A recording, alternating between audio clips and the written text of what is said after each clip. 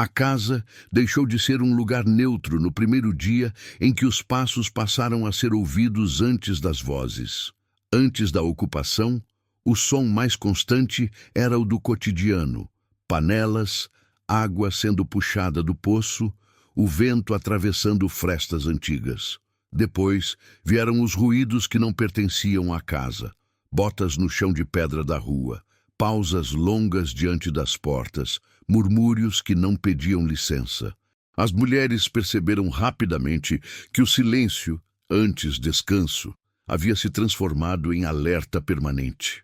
Durante a ocupação, o dia começava antes do amanhecer, não por escolha, mas por hábito forçado. Dormir profundamente tornou-se arriscado. O corpo aprendia a acordar com qualquer alteração no ambiente: um estalo da madeira, um som metálico distante, um cochicho fora de hora.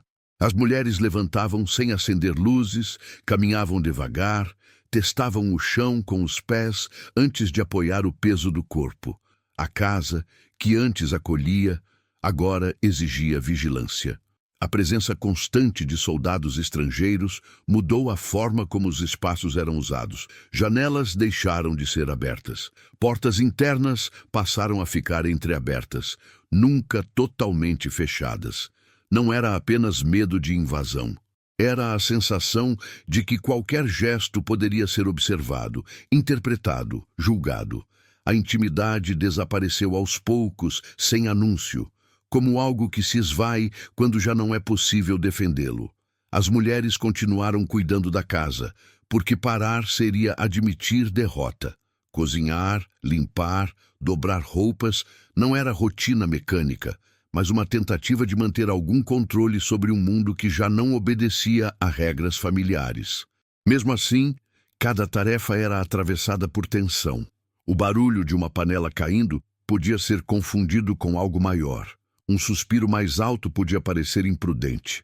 O próprio corpo precisava ser administrado. Havia ordens que chegavam sem explicação, mudanças repentinas, restrições que não faziam sentido para quem vivia ali há décadas. As mulheres aprenderam a obedecer sem discutir, mas também a observar. Observavam quem passava, em que horário, com que frequência.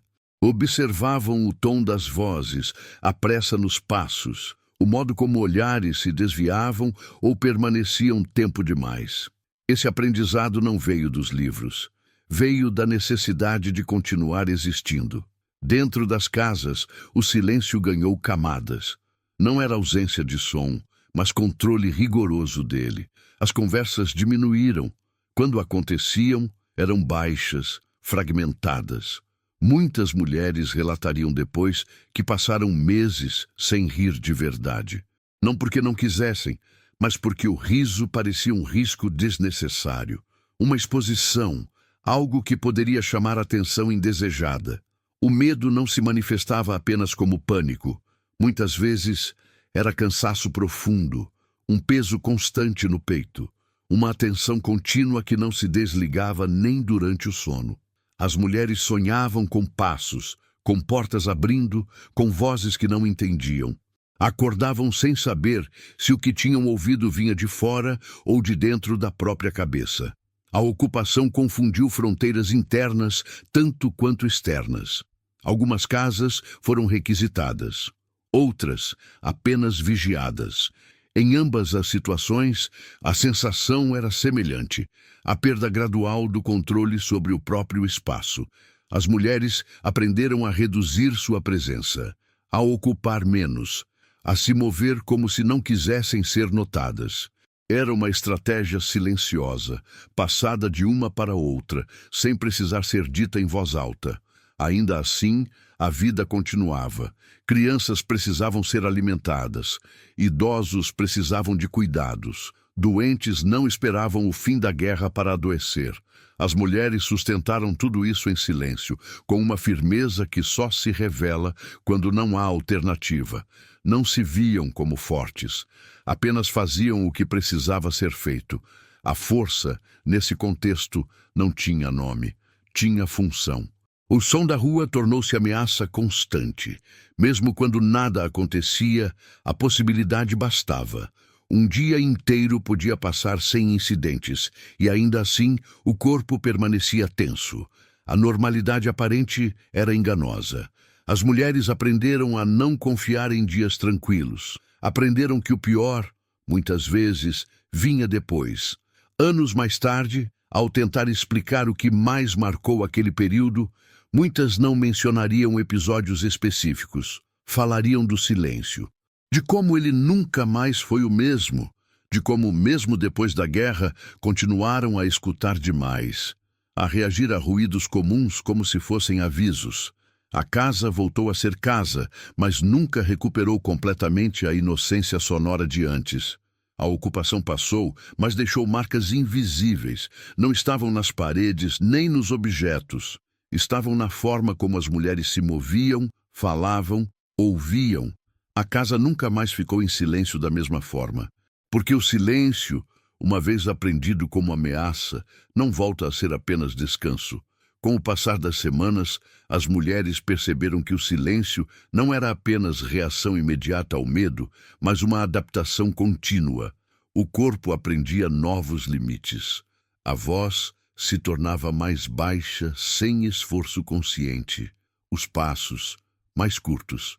Até o modo de respirar parecia ajustado para não ocupar espaço demais. A casa, antes lugar de abrigo, transformou-se em um território a ser negociado a cada hora do dia. A ocupação alterou a noção de tempo. Não havia mais distinção clara entre manhã e noite no que dizia respeito à segurança. O perigo não seguia horários. As mulheres passaram a medir os dias por sons e ausências. Um dia sem batidas à porta era um dia aceitável. Uma noite sem vozes na rua era considerada boa. Esse cálculo simples, quase primitivo, organizava a sobrevivência. Grandes planos desapareceram. O futuro foi reduzido ao próximo intervalo de calma. As ruas, quando precisavam ser atravessadas, exigiam preparação. As mulheres saíam apenas quando necessário, com movimentos diretos, evitando olhares longos. Aprenderam a não demonstrar pressa, mas também a não parecer disponíveis. Era um equilíbrio delicado, construído pela observação constante. Cada rosto estranho podia representar uma ameaça ou apenas mais alguém tentando atravessar o mesmo medo. Não havia como saber. Dentro das casas surgiram códigos silenciosos. Um olhar bastava para indicar que alguém se aproximava. Um gesto discreto avisava para interromper uma conversa. As mulheres mais velhas ensinavam as mais jovens a reconhecer esses sinais sem explicações longas. Não havia tempo nem espaço para instruções formais. O aprendizado era imediato, imposto pelas circunstâncias. A comida tornou-se assunto sensível. Preparar refeições exigia cuidado não apenas com os ingredientes escassos, mas com o cheiro, o barulho, o tempo. Cozinhar demais podia atrair atenção. Cozinhar pouco demais enfraquecia quem precisava continuar. As mulheres aprenderam a administrar o invisível. O aroma que escapava pelas janelas, o som da água fervendo, o movimento das panelas, tudo era feito com contenção. O medo também se infiltrou nas relações entre as próprias mulheres. Nem todas confiavam umas nas outras da mesma forma. Comentários descuidados podiam circular. Informações podiam ser mal interpretadas. O silêncio, novamente, surgia como proteção. Falar menos significava errar menos. Essa retração coletiva criou uma atmosfera pesada, onde cada palavra parecia carregar risco. Havia momentos em que soldados entravam nas casas sem aviso prévio. Não necessariamente com violência explícita, mas com autoridade suficiente para interromper qualquer atividade. Nesses momentos, o corpo reagia antes da mente. As mulheres paravam onde estavam. As mãos ficavam visíveis. Os olhos evitavam confrontar. Era um comportamento aprendido rapidamente, reforçado pela observação do que acontecia quando alguém demorava a reagir. Mesmo assim, nem todas as experiências foram iguais. Algumas casas foram mais afetadas que outras. Algumas mulheres carregaram lembranças mais duras. Outras, apenas a tensão constante. Essa diferença nunca foi discutida abertamente. Não havia espaço para comparar sofrimentos. Cada uma lidava com o que tinha vivido da forma que conseguia. O silêncio também servia para evitar hierarquias de dor. À noite, o medo assumia outra forma. O escuro amplificava sons. Passos pareciam mais próximos do que estavam. Vozes distantes soavam mais ameaçadoras. As mulheres dormiam vestidas, prontas para levantar a qualquer momento. Muitas mantinham objetos simples próximos da cama, não como defesa real, mas como tentativa de manter algum controle simbólico sobre a situação. Os sonhos tornaram-se inquietos. Muitas relataram, anos depois, que passaram a sonhar com a casa sendo invadida repetidamente, mesmo quando nada acontecia na realidade. O corpo não distinguia mais completamente entre perigo real e antecipado. Essa antecipação constante era exaustiva. O cansaço acumulava-se sem descanso verdadeiro. Apesar de tudo, havia uma determinação silenciosa em continuar. As mulheres não se viam como protagonistas de uma história maior. Não pensavam em resistência no sentido grandioso. Pensavam em atravessar mais um dia, em manter alguém alimentado, em preservar, na medida do possível, a integridade do espaço doméstico. Essa persistência não era celebrada, era apenas necessária. Com o tempo, a casa começou a carregar marcas invisíveis, não apenas nos móveis deslocados ou nas paredes tocadas por mãos estranhas, mas na forma como era habitada. As mulheres passaram a ocupar menos espaço, a sentar-se mais próximas umas das outras, a falar apenas quando preciso. A casa nunca mais foi silenciosa no sentido antigo, porque o silêncio agora tinha memória. E essa memória, mesmo sem palavras, continuava a moldar cada gesto. À medida que os meses avançavam, a ocupação deixou de ser um acontecimento extraordinário e passou a ser um estado permanente. Esse foi talvez o aspecto mais difícil de suportar. O corpo humano consegue reagir ao choque, ao susto repentino, mas se desgasta lentamente quando o perigo se torna rotina. As mulheres perceberam isso sem precisar nomear. O cansaço já não vinha apenas do trabalho físico, mas da vigilância constante, da atenção que nunca se desligava completamente. A casa, que antes era refúgio contra o mundo exterior, tornou-se um espaço ambíguo. Oferecia abrigo contra o frio e a fome, mas não garantia mais proteção emocional. As paredes escutavam demais. O chão denunciava passos. As portas, mesmo fechadas, pareciam frágeis. Muitas mulheres passaram a reorganizar os espaços internos, movendo móveis não por necessidade prática, mas para criar linhas de visão diferentes, ângulos que permitissem observar sem ser vistas. Era uma arquitetura do medo, construída pouco a pouco. As relações familiares também foram alteradas. As mulheres assumiram ainda mais responsabilidades, não apenas porque muitos homens estavam ausentes, mas porque a situação exigia decisões rápidas e silenciosas. Elas avaliavam riscos, escolhiam horários, decidiam quando sair e quando permanecer. Não havia consulta, não havia debate. A liderança se impunha pela urgência. Mesmo aquelas que nunca tinham tomado decisões sozinhas passaram a fazê-lo sem hesitação. O contato com os soldados variava.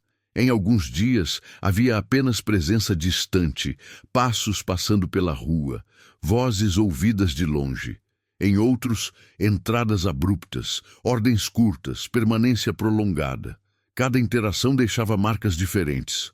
Algumas mulheres lembrariam mais tarde de detalhes específicos: o cheiro dos uniformes molhados, o som metálico de equipamentos sendo apoiados no chão, o modo como o ar parecia mudar quando alguém armado entrava em um ambiente fechado. Havia também o medo de ser mal interpretada, um olhar considerado longo demais, um movimento visto como suspeito, uma palavra dita no momento errado. As mulheres aprenderam a neutralidade, o rosto pouco expressivo, o corpo contido. A voz baixa e firme.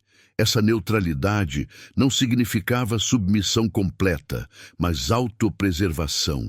Era uma linguagem silenciosa, compreendida por quem precisava sobreviver naquele contexto. Com o tempo, algumas mulheres começaram a sentir raiva. Não uma raiva explosiva, mas uma irritação surda, acumulada. Raiva da ocupação, da perda de controle, da vida suspensa. Essa raiva raramente era expressa. Não havia espaço seguro para isso. Ela se transformava em tensão muscular, em dores de cabeça constantes, em um estado de alerta que não relaxava nem quando nada acontecia. O corpo carregava o que a voz não podia dizer. O medo também se manifestava na forma de culpa. Culpa por sobreviver quando outros não sobreviveram. Culpa por obedecer quando obedecer parecia a única opção. Culpa por desejar apenas que tudo acabasse, independentemente de como. As mulheres raramente falavam disso, mas essas sensações apareciam em pausas longas, em frases interrompidas, em olhares que se desviavam quando o assunto se aproximava demais. As notícias chegavam fragmentadas, rumores circulavam, muitas vezes contraditórios. Avanços e recuos eram comentados em voz baixa, sem certeza. As mulheres aprenderam a não se apegar a promessas de mudança rápida. Esperar demais criava vulnerabilidade emocional. A esperança precisava ser controlada da mesma forma que o medo. Em excesso, ambos podiam paralisar. Algumas casas passaram por revistas repetidas, outras por ocupações temporárias. Cada episódio reforçava a sensação de instabilidade. Nada parecia definitivo, nem a presença, nem a ausência. As mulheres começaram a viver em um estado intermediário, onde nada era plenamente seguro, mas nem tudo era imediatamente ameaçador. Esse estado contínuo de ambiguidade era desgastante, mas tornou-se normalizado. Apesar disso, havia momentos breves de humanidade cotidiana, uma conversa sussurrada entre vizinhas, um gesto de cuidado com alguém doente, um pedaço de pão dividido. Esses momentos não eliminavam o medo, mas lembravam que a vida ainda existia fora da lógica da ocupação. As mulheres se agarravam a essas pequenas continuidades como âncoras silenciosas. Quando a presença dos soldados começou a diminuir em algumas áreas, a reação não foi imediatamente de alívio. Houve desconfiança. A ausência podia significar mudança, mas também podia anunciar algo pior. As mulheres observaram com cautela, sem comemorar. Aprenderam que a guerra raramente se despede de forma clara. Ela se arrasta, deixa rastros, retorna quando menos se espera. O silêncio, nesse período, tornou-se ainda mais carregado. Não era apenas ausência de som, mas espera concentrada. As mulheres escutavam não apenas com os ouvidos, mas com o corpo inteiro. Qualquer alteração no ritmo da rua era registrada. A casa parecia respirar junto com elas, compartilhando a tensão acumulada. Mesmo depois que alguns sinais indicaram que a ocupação estava chegando ao fim, muitas mulheres não conseguiram relaxar. O corpo não se ajusta rapidamente ao fim do perigo quando passou tanto tempo em alerta. A guerra, naquele ponto, já não estava apenas fora, estava instalada dentro e sairia lentamente, deixando para trás uma casa que, embora intacta em aparência, nunca mais voltaria a ser apenas um lugar silencioso. O fim da ocupação não chegou como um momento claro, marcado por celebração imediata ou sensação inequívoca de segurança. Para muitas mulheres, ele se apresentou primeiro como estranhamento. As ruas ficaram mais vazias. Os passos diminuíram. As vozes armadas desapareceram aos poucos, sem anúncio. A casa, que por tanto tempo viveu em estado de contenção, precisou reaprender a existir sem vigilância constante. Esse reaprendizado foi lento e, para algumas, doloroso. Nos primeiros dias após a retirada, muitas mulheres continuaram acordando antes do amanhecer. O corpo não entendia que o perigo imediato havia passado. A atenção permanecia ligada, como se algo ainda estivesse prestes a acontecer. Algumas relatariam, anos depois, que demoraram meses para voltar a dormir profundamente. O silêncio, agora real, parecia suspeito. Não trazia descanso imediato, trazia lembrança. As casas começaram a ser ocupadas de outra forma. Janelas voltaram a ser abertas, mas com hesitação. Portas internas foram fechadas novamente, embora muitas mulheres ainda evitassem trancá-las completamente. Havia um receio de se entregar ao conforto, como se relaxar fosse um erro. Como se o preço da distração pudesse ser alto demais. Essa prudência excessiva não era escolha consciente, era reflexo. As relações entre as mulheres também precisaram ser reconstruídas. O período de silêncio, de desconfiança e de contenção deixou marcas. Algumas amizades nunca voltaram ao que eram antes, não por conflitos diretos, mas porque o medo prolongado altera vínculos. Outras relações, porém, se fortaleceram. Mulheres que tinham aprendido a se comunicar sem palavras mantiveram essa conexão. Um olhar bastava para compreender o que não precisava mais ser dito. Com o passar do tempo, as tarefas domésticas começaram a recuperar um ritmo menos tenso. Cozinhar voltou a ser apenas cozinhar. Limpar deixou de ser um exercício de vigilância. Ainda assim, certas reações permaneceram. Um barulho inesperado fazia o corpo se contrair. Uma batida forte na porta provocava silêncio imediato. As mulheres percebiam essas reações e, às vezes, se envergonhavam delas. Não entendiam por que continuavam reagindo a algo que já não estava ali. Aos poucos, surgiu a necessidade de falar, não para todas, não de imediato, mas para algumas. Histórias começaram a ser compartilhadas em ambientes controlados, entre pessoas de confiança. Não eram relatos completos nem organizados, eram fragmentos, uma lembrança de uma noite específica, um gesto que nunca foi esquecido, uma sensação que ainda causava desconforto. Falar não trazia alívio imediato, mas ajudava a dar forma ao que tinha sido vivido.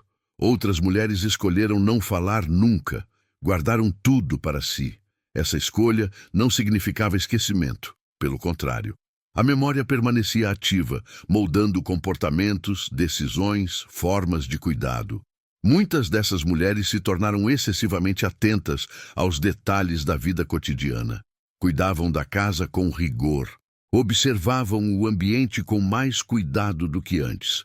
A ocupação as ensinara que a normalidade é frágil. Com o envelhecimento, as lembranças mudaram de tom. O medo bruto deu lugar a uma reflexão mais silenciosa. Algumas mulheres passaram a pensar não apenas no que tinham perdido, mas no que tinham aprendido sobre si mesmas. Descobriram que eram capazes de suportar mais do que imaginavam, que tinham tomado decisões difíceis sem reconhecimento, que tinham sustentado famílias inteiras em condições extremas. Essa constatação não vinha acompanhada de orgulho explícito. Era mais uma aceitação tardia. Quando perguntadas sobre o que mais marcou aquele período, muitas não mencionavam eventos específicos. Falavam da sensação contínua, do estado permanente de atenção, do modo como a casa nunca mais voltou a ser apenas um espaço neutro. A casa passou a carregar memória. Cada parede, cada porta, cada canto lembrava que já tinha sido observado, invadido, controlado. Mesmo restaurada, ela não era mais inocente. Algumas mulheres relataram que só muitos anos depois conseguiram desfrutar plenamente do silêncio. Um silêncio diferente, escolhido, não imposto. Mesmo assim, esse silêncio nunca foi vazio. Ele carregava o peso do que tinha sido vivido. Não como ameaça constante, mas como lembrança integrada à vida. A guerra deixou de ser um evento externo e passou a ser parte da história pessoal de cada uma. Essas histórias raramente apareceram em registros oficiais. Não havia batalhas descritas, nem datas exatas, nem números. Havia experiência humana, havia cotidiano interrompido, havia adaptação forçada e havia a marca duradoura de ter vivido por um período em que a própria casa deixou de ser um lugar de descanso. Quando a ocupação terminou, a guerra não saiu imediatamente dessas casas. Ela ficou nos gestos contidos, no olhar atento, no silêncio que nunca mais foi simples. A casa nunca mais ficou em silêncio como antes, porque quem aprendeu a escutar o perigo dificilmente desaprende. E essas mulheres que sustentaram a vida no intervalo entre medo e sobrevivência, carregaram essa escuta consigo pelo resto da vida.